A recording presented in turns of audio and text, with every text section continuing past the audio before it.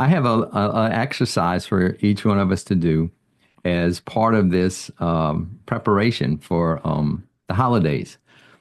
And oftentimes for the holidays, we interact with family members, friends, people we haven't seen in a while, and perhaps do that out of celebration and sometimes out of obligation and sometimes out of all the above. But I want us to think about somebody that you're going to be interacting. It could be a family member, it could be a relative, it could be a co-worker, a friend that you somewhat at times feel uncomfortable with or uncomfortable interacting with. We all have that situation or run into that periodically.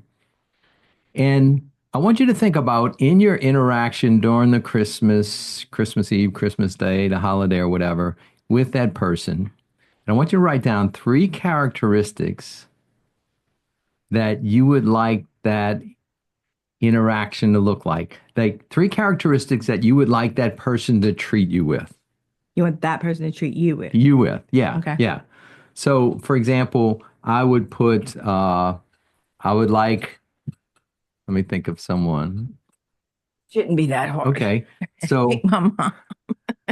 uh, I would like for them to treat me kindly, warmth,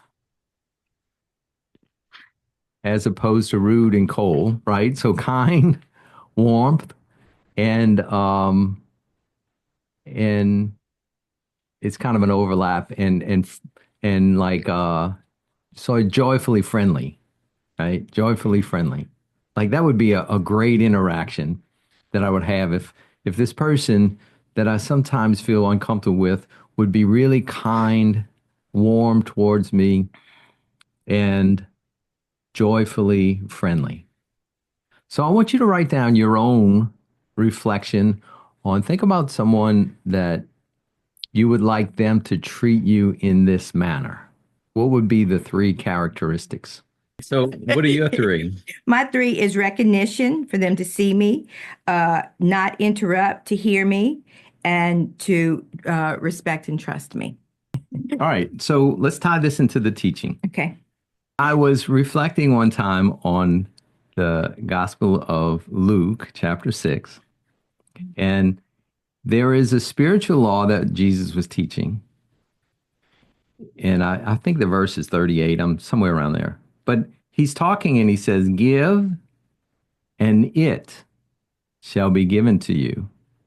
Pressed down, shaken together, flowing over, shall others give into your bosom.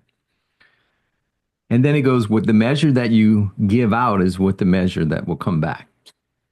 So translate. The word it was, I was stuck on that word. It's almost like it was highlighted and jumped off the page. And I started to reflect, and then I went up two verses and it said, judge not so that you won't be judged. So Jesus was teaching, don't give judgment and make judgment your it, because if you do, it's going to come back with increase. And then he says, condemn not so that you won't be condemned. Don't make condemnation your it, because you're going to activate a spiritual law and that's going to flow back towards you. And then he flips it to the positive and he says, forgive and it'll be forgiven you. So if you forgive others, that will come around and whatever you need forgiveness for, it'll whip around and you'll get it. And so that's an amazing insight that when I actively work on forgiving others, it actively creates a boomerang effect to where the things that I need to be forgiven for are forgiven. And I settle that in my soul. And so all of a sudden, I think what he was also teaching us is that we can make anything our it, positive or negative. I can make rudeness my it, and I promise you, I'll start receiving rudeness from many others, right? I can make kindness my it, You can try that at Walmart, right? While you're shopping and be kind to the checkout lady and see how she treats you back. Or be rude to the checkout lady and see how she will be back. So you have this dynamic of making the it.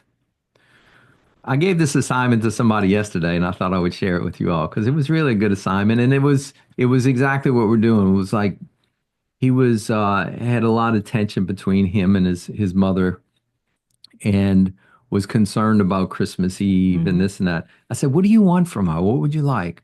"Oh, I'd like for her to be warm and um, not judgmental of all that I do, um, and to be affectionate, not to be standoffish." And so we went through the little lesson of Luke 6:38, I think it is. And I said, "That's what you need to be towards her." Are you ready for a journey of self discovery and healing? Introducing A Roadmap to the Soul, a practical guide to love, compassion, and inner peace.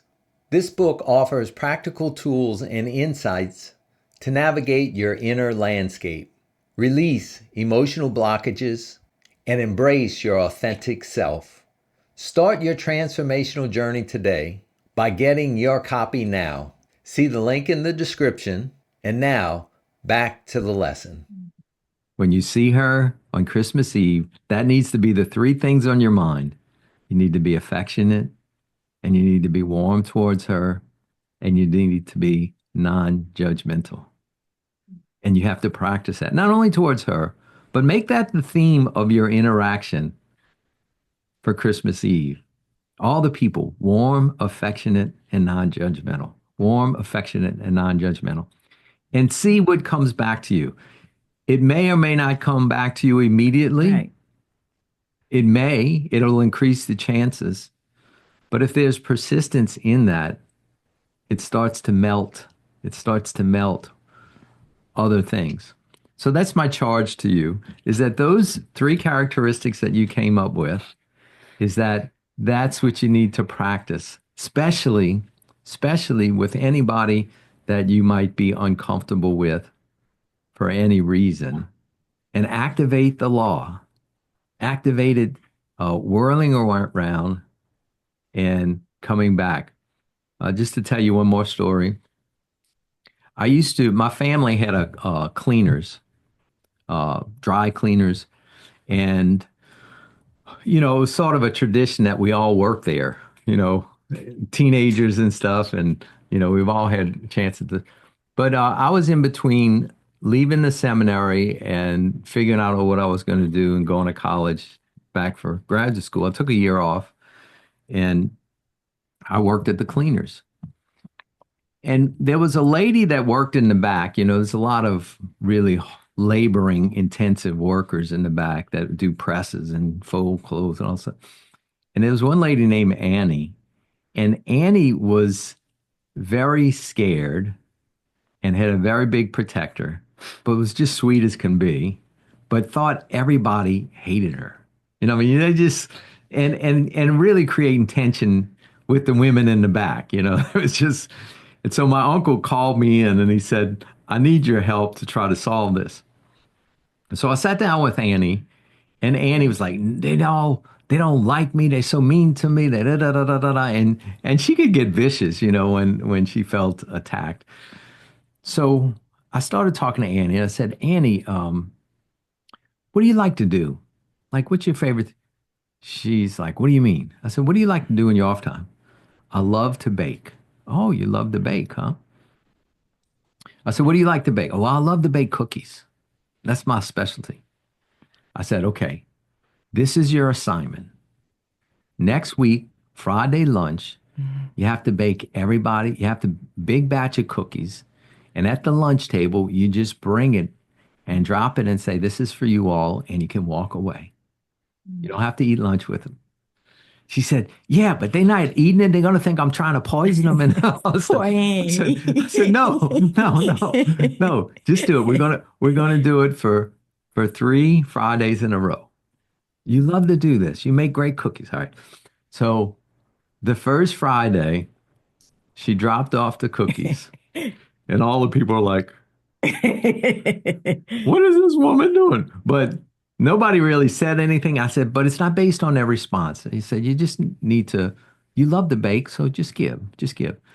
So she gave the cookies. There wasn't much response to this. The next week, she did it again, brought the cookies. They were like, oh, well, cookies again, huh? They had a little response. And before she brought the cookies the third week, the ladies were asking her, what cookies are you baking for this week? And they were all, and she said, they were being nice to me. They were being nice to me. And she had no idea like how she was coming across, right? Because she was coming across real protected and it just appeared that she was really mean. And she wasn't. She was just sweet as can be. Well, anyway, it changed the whole atmosphere. And that became sort of her thing was that she loved to bake and she'd bring cookies. And it changed we didn't have to deal with saying this about this and this and that and this and that. She just activated a law.